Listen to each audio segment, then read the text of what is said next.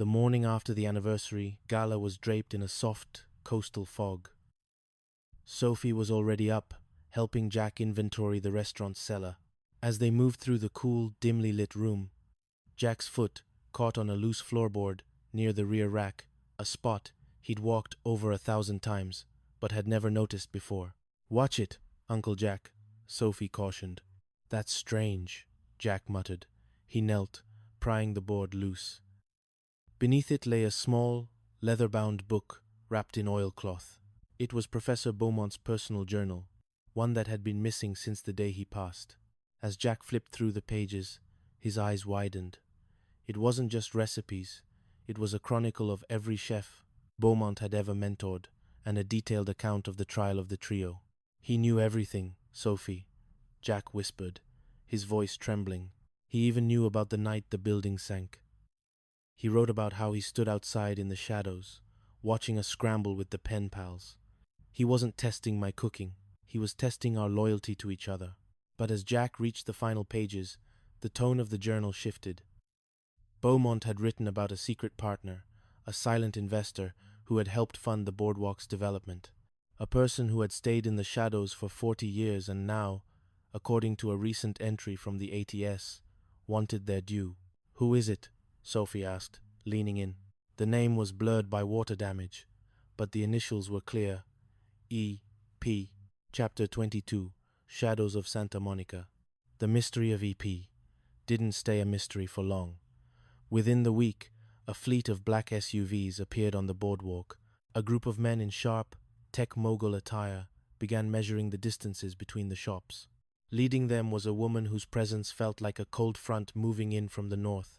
"My name is Eleanor Prynne," she announced, stepping into Tripper's table. She was Arthur Prynne's daughter, but where her father had been a man of quiet observation, Eleanor was a woman of aggressive expansion. "My father was the silent hand that kept this boardwalk from being sold to developers decades ago. But times have changed. The architecture of this district is obsolete. We're building the Glass Horizon, a multi-story luxury mall. Your restaurant is in the path of the future." "You can't buy the boardwalk, Eleanor," Janet said, her voice rising in the empty restaurant. "It's a protected heritage site." "It was," Eleanor corrected, laying a set of legal documents on the bar. "But my father's original contracts had a sunset clause, one that expires on the anniversary of his death, which is next Tuesday." The threat was real. Eleanor Prynne wasn't just looking for a buyout. She was looking to erase the past. She viewed the Tripper legacy as a relic of a dishonest age. "Your father believed in us," Jack said. "He saw the truth behind the scaffolding." "My father was a romantic," Eleanor sneered. "I'm a realist. And the reality is, your lease is now in my hands. I'm offering you a graceful exit. If you refuse, I'll deconstruct this place until there isn't a single brick left of your truth." Chapter 23. The Secret Ingredient. The battle for the boardwalk became a Santa Monica legend. Jack, Janet, and Sophie refused to back down. They rallied the old neighborhood, Larry Dallas, Cindy, even the grandchildren of the regulars who had once frequented the Regal Beagle. But legal battles are won with documents, not memories. Jack pored over the Beaumont journal every night, looking for the secret ingredient that could stop the demolition. "Sophie, look at this," Jack said at 3 a.m. on the eve of the deadline. He pointed to a faint sketch in the back of the book, a blueprint of the original building foundations. Beaumont and Prynne didn't just build shops, they built a sanctuary. "Look at the shared wall between apartment 201 and the restaurant." Sophie looked closer. "It's not just a wall, Uncle Jack. It's an arch. A structural arch that spans the entire block. If you remove the restaurant, the entire residential building above it, the one that's actually a designated landmark, will collapse." And Arthur Prynne knew that. Janet realized, joining them, he made sure that the legacy of the people was literally woven into the stones of the building. To tear down the restaurant is to destroy a landmarked residence. Eleanor Prynne had overlooked the physical architecture in her pursuit of the financial one. Chapter 24. The Architecture of Destiny. The final confrontation took place on the boardwalk under the eyes of the city council and a crowd of hundreds. Eleanor stood with her demolition crew, ready to give the order. "Stop," Jack shouted, stepping forward with the journal and the blueprints.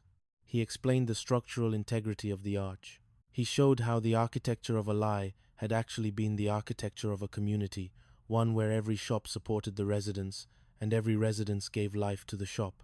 The city architect confirmed Jack's findings.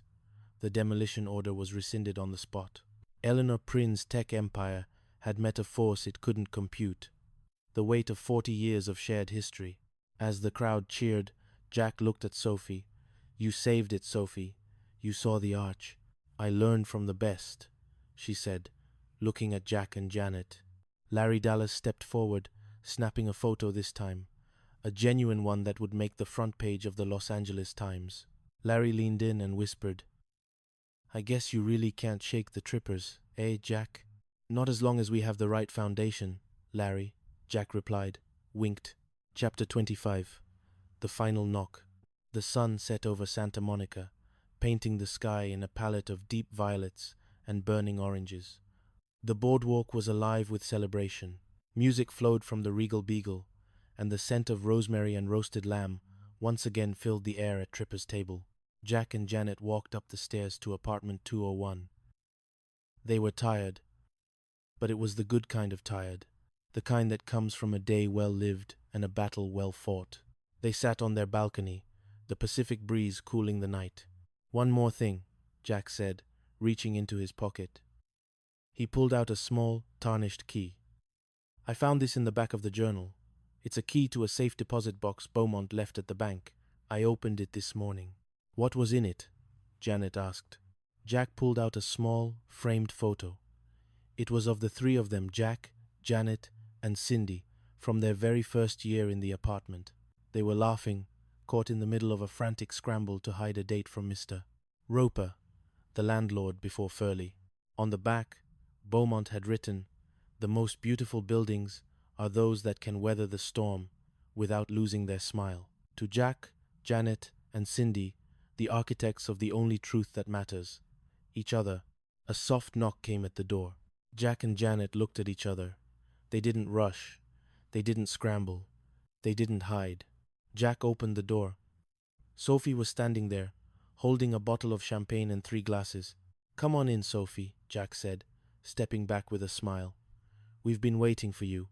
As the sounds of the night gathered outside, the three of them sat together, the past and the future merging into a single, beautiful present. The architecture was finally complete. The lie was gone. The love remained. And in the quiet of the night, if you listened closely, you could almost hear the echo of a song. From a simpler time, a song about knocking on doors, waiting for kisses, and finding that three's company, after all, was just another word for home. Chapter 26. The Whispers of a New Era. The victory over Eleanor Prynne brought a temporary peace to the boardwalk, but the modern world was a relentless tide. Sophie Tripper, now firmly established as the head chef of Tripper's Table, felt the shift more than anyone. The boardwalk was no longer just a place of nostalgia. It was becoming a hub for influencers, food bloggers, and a new kind of experience economy that prioritized the visual over the visceral.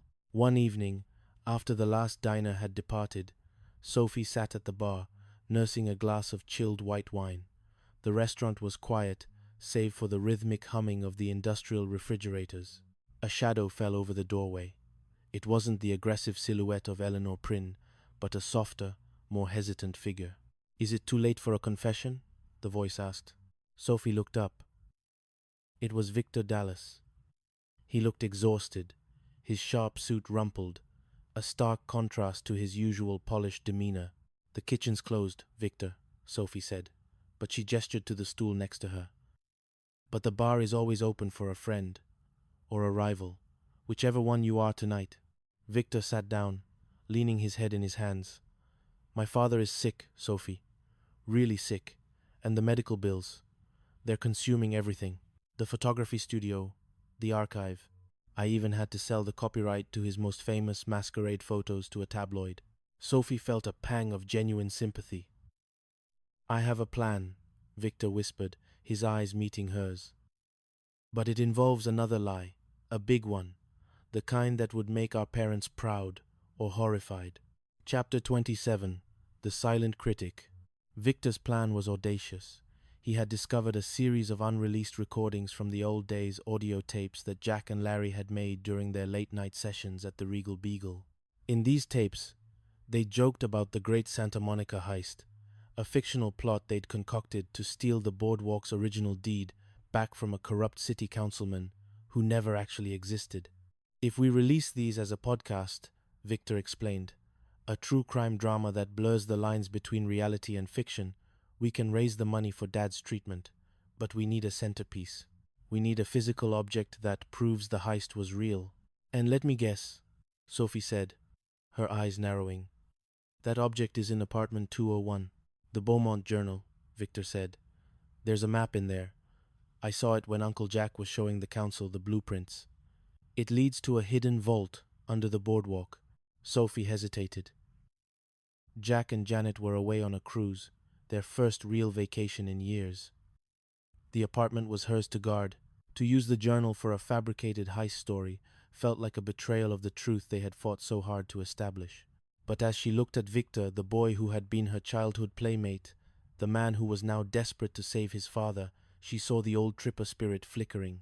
We're not going to lie, Victor, Sophie said firmly. We're going to tell a tall tale. There's a difference. We'll call it The Legend of the Three. It'll be a tribute, not a scam. They spent the next month recording. They combined the old tapes with modern interviews. They turned the history of the boardwalk into a mythic journey.